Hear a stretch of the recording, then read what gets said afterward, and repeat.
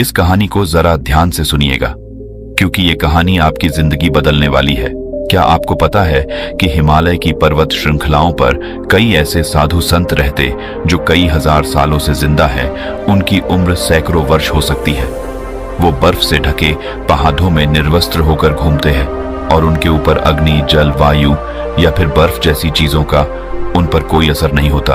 वो कठोर तप करके उन्होंने ऐसी स्थितियां, ऐसी सिद्धियां प्राप्त कर ली हैं जिससे प्रकृति के नियम उनके सामने ध्वस्त हो जाते हैं। आखिर इनके पीछे का रहस्य क्या है? क्यों प्रकृति के नियम उन पर काम नहीं करते? क्यों कोई बीमारी उन्हें छू नहीं पाती? आज की इस कहानी के माध्यम से हम उन योगियों की दिनचर्या, उनके खान पान, उनके योग अभ्यास के बारे में जानेंगे जो किसी को भी लंबी उम्र और निरोगी काया प्रदान कर सकती है। बचपन से ही श्याम सन्यासी प्रवृत्ति का था। एक बार बचपन में श्याम अपने माता पिता के साथ हरिद्वार घूमने के लिए गया था तो उसकी नजर तमाम सन्यासियों पर पड़ी। वह अपने माता पिता से बचकर एक बूढ़े सन्यासी बाबा के पास वो पहुंच जाता है। जब उस सन्यासी बाबा ने एक नासमझ बच्चे के हाथ में एक फल देखा तो उसके मन में उस बच्चे के प्रति प्रेम और करुणा भाव पैदा होने लगा। सन्यासी ने श्याम को अपने पास बिठाकर उसे हीर पूरी हलवा खिलाने लगे। श्याम की मां इस बात से परेशान थी कि कहीं अगर उसके मन में भी साधु बनने की भावना आ गई तो वो क्या करेगी? वो अपने बच्चे के बिना बिल्कुल अकेले हो जाएगी। आसपास के लोगों ने श्याम की मां को समझाने की बहुत कोशिश की। सन्यासी कोई ऐसे वैसे बाबा नहीं है, वो कई सालों से यहाँ आश्रम चला रहे हैं। जो श्याम की मां अपने बेटे का हाथ पकड़ ढाकर उसे वहां से ले जा रही थी, तब उस सन्यासी ने बड़े ही प्रेम और करुणा से एक बात कही, जी बहन जी, आपको बच्चा बहुत गुणी है, वही होगा जो लिखा हुआ है। तुम अपने पास भाग्य को कैद नहीं कर सकते। ये बात जितनी जल्दी तुम समझ जाओ उतना अच्छा हो, उतना कम कष्ट तुमको होगा। श्याम की मां सन्यासी की सब बातों को समझ रही थी। वो जानती थी कि उनका इशारा इस तरफ खैर समय अपनी रफ्तार से बढ़ रहा था और अब श्याम बद्धा हो चुका था। उसने कॉलेज में एडमिशन ले लिया था जो अध्यात्म और मनोविज्ञान के बारे में पढ़ाई कर रहा था।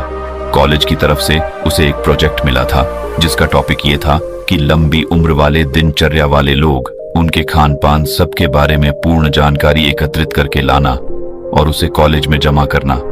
श्याम फिर खोज में निकल पड़ा।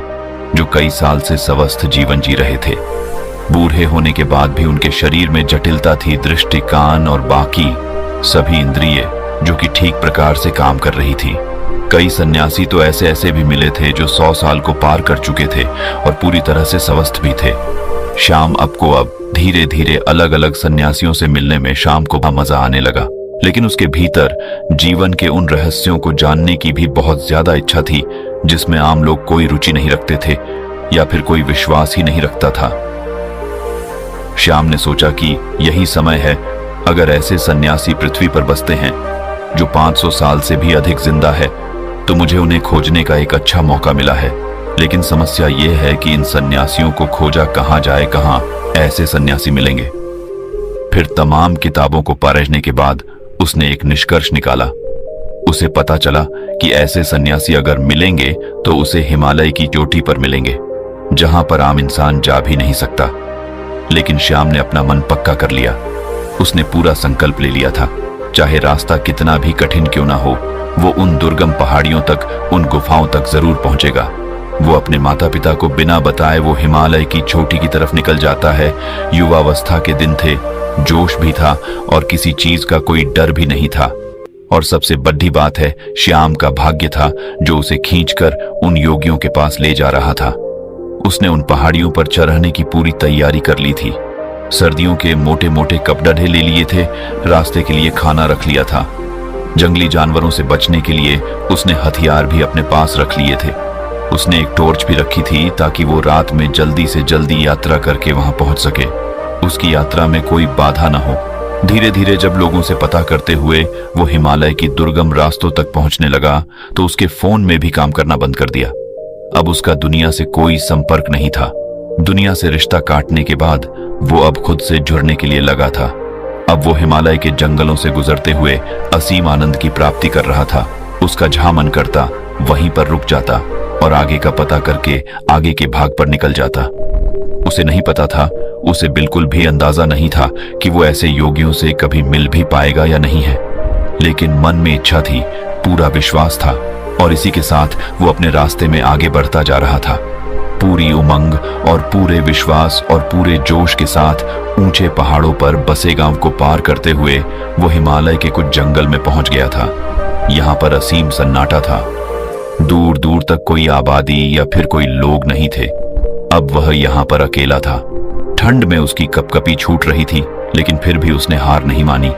उसे पता था कि यहाँ पर आसपास जरूर कोई गुफा होगी जहां पर ऐसे ही योगी उसे जरूर मिलेंगे। और अगले ही दिन की उसे बर्फ की पहाड़ी की चोटी पर दूर से एक सन्यासी ताप करता हुआ नजर आया।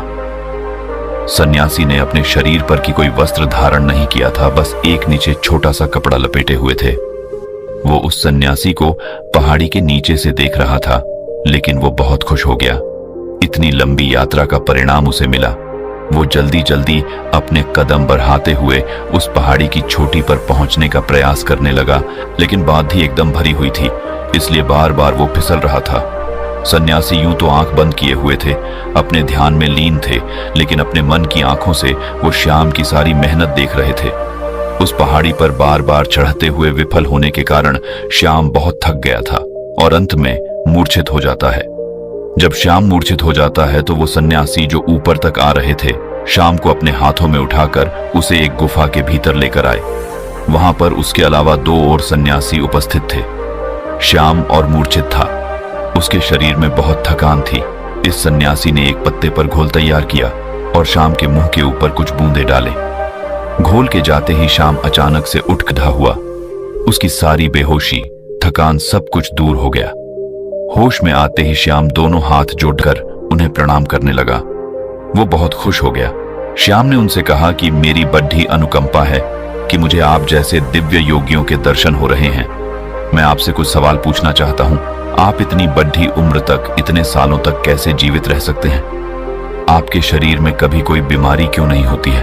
अगर आप उस तरीका को जानते हैं तो दुनिया को वो तरीका क्यों नहीं बताते? दुनिया में बहुत से लोग बहुत दुखी हैं। लोगों को नाना प्रकार की बीमारियां हो रखी हैं। उम्र से पहले वो बूढ़े हो जाते हैं, उनकी मृत्यु तक होने लगी है। तो आपको यदि इसका कारण पता है तो आप लोगों को उसे ठीक करने का तरीका क्यों नहीं बताते? आप तो योगी हैं, आपको तो दुनिया की मदद करनी चाहिए। उसकी बातें सुनकर तीनों सन्यासियों ने कोई प्रतिक्रिया नहीं। ऐसा लग रहा था मानो उन्हें श्याम की भाषा ही समझ नहीं आ रही। जब उसने ये महसूस किया तो उन्हें इशारों से समझाने का प्रयास किया, लेकिन इसका भी कोई फायदा नहीं हुआ। अब श्याम उनको समझा समझा कर थक चुका था और अब शांत बैठ गया था। वो सोच रहा था कि मेरा इतना दूर आना एकदम बेकार हो गया। दर्शन तो हुए, लेकिन इन सवालों के जवाब मुझे चाहिए थे, वो मुझे नहीं मिले। उसने सोचा कि इतना लंबा सफर तय करके मैं आया हूं, उनकी दिनचर्या ही है, देख लेता हूं, शायद उससे मुझे कुछ पता चल जाए। और ये सोचकर श्याम वहीं पर रहने लगा। सन्यासी एक दूसरे से बिल्कुल बात नहीं करते, एकदम मौन रहते थे। यदि किसी एक सन्यासी को दूसरे से काम होता तो वो मन ही मन एक दूसरे के मन की बात को समझ लिया करते थे। अब शाम को बेचैनी होने लगी थी कि भला एक गुफा में चुपचाप बैठे रहना, भला ये कैसे संभव है? ये कैसा जीवन है? वो सन्यासी उस गुफा में बैठे सिर्फ योगाभ्यास करते थे, तब करते रहते थे। उनके चेहरे पर, उनकी आंखों में एक गजब का ठहराव था, एक गजब की शांति। जो भी उनके मुखमंडल की आभा को, हाव भाव को देख लेंगे, वो आकर्षित हुए बिना रह नहीं सकते। श्याम ने पाया कि सन्यासी खाना बहुत कम खाते थे और जो भी बनाते थे उसे पूरे मन से बनाते थे। और सुबह उठकर, तब सुबह मुहूर्त में उठकर ठंडे पानी से स्नान करना और सर्दियों की धूप में बर्फ पर बैठकर ध्यान साधना करना उनका रोज का काम था। 2 दिन तक उनके अनुसार काम करने के बाद वहां रहकर ऊब चुका था। वो न तो किसी से बात कर पा रहा था और न ही अपने मन के ख्यालों को शांत कर पा रहा था। 3 दिन बाद श्याम ने वहां से जाने का निर्णय किया। उसने उन सभी सन्यासियों को प्रणाम किया और उन्हें प्रणाम करने के बाद कहा कि शायद मेरा प्रणाम भी आप लोग स्वीकार ना कर रहे हो, जो कि आपको इसका मतलब ही नहीं पता होगा, लेकिन मैं आपसे मिलकर धन्य हो गया और मैं अब आपसे विदा लेना चाहता हूं। और ये कहकर अपने चेहरे पर मुस्कान लिए वो योगियों के पैर छूकर जैसे ही चलने को तैयार हुआ, तभी उसके कानों में बूढ़े सन्यासी की आवाज सुनाई दी। बूढ़े सन्यासी ने कहा, कि अपने सवालों का जवाब तो सुनते जाओ। यह सुनकर श्याम बहुत हैरान हुआ।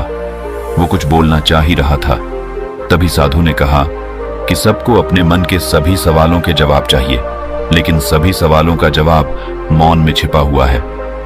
तुमने मौन रहकर बिना किसी सवाल किए हमारी दिनचर्या को देखा और समझा। अगर मैं तुम्हें यह बताने का प्रयास करता तो तुम एक कान से सुनते और दूसरे से निकाल देते, और यही तो दुनिया करती है। सचमुच में सुनने का कौन इच्छुक है? ज्ञान पाने का सवाल यहाँ पर। 3 दिन तक इस दिनचर्या का पालन करने के बाद तुम्हारा मन टूट गया, मतलब तुम भी नहीं जानते इन सब तरीकों को जानना। हालांकि तुम्हें पता है कि हमारे इस भोजन, इस दिनचर्या के कारण हमारा शरीर हमेशा निरोगी रहता है, हमेशा स्वस्थ रहता है, लेकिन तुम इसका पालन 3 दिन भी नहीं कर सकोगे। चौथे दिन में तुम वापस घर जा रहे हो। दुनिया में ऐसे बहुत कम लोग होते हैं जो मौन रहकर दूसरे के ज्ञान को खुद प्राप्त कर लेते हैं। अगर तुम मौन रहना, चुप रहना सीख जाओ तो तू दूसरे के ज्ञान को प्राप्त कर सकते हो, वो भी बिना उससे पूछे। श्याम ने मुस्कुराते हुए हाथ जोड़कर महात्मा से पूछा, हे महात्मा, आप ये बताने की अनुकंपा करें कि आप कौन सा योग अभ्यास करते हैं? क्या आपकी दिनचर्या है जिसके कारण आप इतने सालों तक जीवित? देखने में तो आपकी उम्र 60-70 साल लगती है, लेकिन लोगों का कहना है कि यहाँ पर लोग 5000 साल से जिंदा हैं। तो क्या ये सत्य है? सन्यासी ने मुस्कुराते हुए नादान और भोले श्याम के सिर पर हाथ फेरा और फिर श्याम को सबसे पहला तरीका बताया। उन्होंने श्याम से पूछा कि हमारे शरीर का सबसे बड़ा भोजन क्या होता है? श्याम सोच में पड़ गया, उसे कोई जवाब नहीं आया। सब सन्यासी ने उसे बताया कि हवा हमारे शरीर के लिए सबसे बड़ा जरूरी भोजन होता है। हवा हम 24 घंटे खाते रहते हैं और हवा हमारे शरीर के लिए सबसे ज्यादा महत्वपूर्ण होती है। लेकिन आजकल के समय में बुरी हवा प्रदूषित हो चुकी है, इसलिए जो प्रदूषण से भरी हवा तुम्हारे शरीर में जा रही है वही तुम्हारे शरीर में बीमारियों को जन्म दे रही है।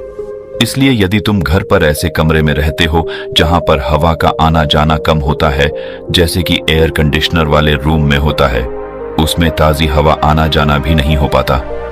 इसलिए तुम्हें अपने कमरे में ऐसे पौधे लगाने चाहिए जो 24 घंटे हवा यानी कि ऑक्सीजन देते हैं। छोटे छोटे बेल को किसी बोतल में डालकर अपने कमरे में रख सकते हो जो तुम्हें 24 घंटे ऑक्सीजन देंगे। लोग ये भी भूल जाते हैं कि जिस सांस को वो ले रहे हैं कितना शुद्ध है इसका वो कभी आकलन ही नहीं कर रहे हैं। यदि वो लोग तो कभी सोच पाए तो शायद प्रदूषण से मुक्त दुनिया हो पाए, हमारी पृथ्वी स्वर्ग हो सकती है। दूसरा जरूरी बात होता है खान पान। अधिकतर लोग ज्यादातर समय खाते रहते हैं, लेकिन हमारा शरीर भी एक यंत्र होता है और यंत्र को भी काम करने के लिए आराम चाहिए होता है। इसलिए हर समय खाते ही नहीं रहना चाहिए, कभी भी पूरा पेट भरकर नहीं खाना चाहिए।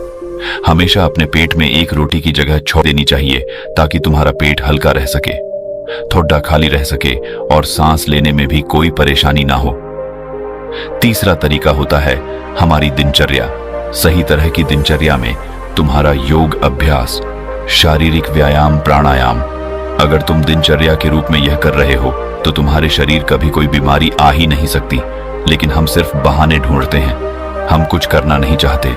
सब कुछ हमें बैठे बैठे चाहिए और शरीर को जितना आराम दोगे वो उतना ही खराब होगा, बेकार होता जाएगा। इसलिए शरीर से हमेशा काम लेते रहो, उसमें एक आलस पैदा मत होने। दिनचर्या, हवा और खान पान, इन तीनों को तुम दुनिया में रहते हुए कैसे सुधार सकते हो, इस पर विचार करना। तभी तुम्हारा जीवन बदलेगा, तभी तुम्हें दूसरे लोगों को भी जागरूक कर पाओगे। लेकिन तुम्हारी बात सुनेगा कौन कौन? बाजार के स्वादिष्ट व्यंजनों को छोड़कर प्रकृति से मिलने वाले फल, सब्जियां या पत्ते खाने का कौन इच्छुक होगा?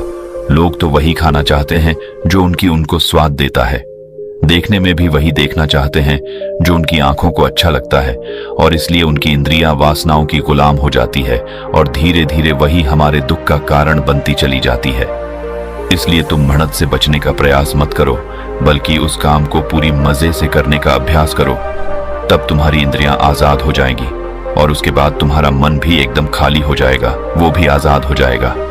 फिर उसके अंदर भी वो भावना होगी जिसे हम समाधि कहते हैं, जो आनंद की चरम सीमा होती है। और ये कहकर श्याम के सिर पर हाथ रखा उसे आशीर्वाद देते हुए वो उसे वहां से